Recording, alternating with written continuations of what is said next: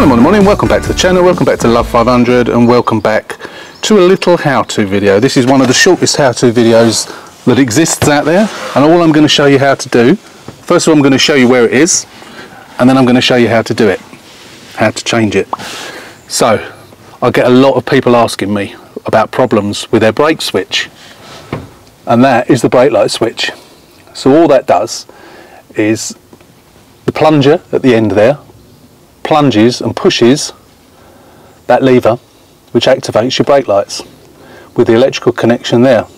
Sometimes the electrical connection itself goes and sometimes the actual plunger goes. Now with the plunger, what you can do sometimes, if it gets stuck in, which often happens after an accident because someone slammed their foot on the brake so hard that it gets stuck in, what you can do is you can take it out, you can get a pair of pliers on that plunge bit at the end and just pull it and it resets it. That often works. But to get it out, all you need to do, you've got the electrical connection there, so you just take that off, and to get it out you just twist it and pull it out, and that's it. And to put it back in the hole and twist it. That's it. That's all you have to do. So as I say, that was a quick video. Thanks for watching, hope it helped. See you on the next one.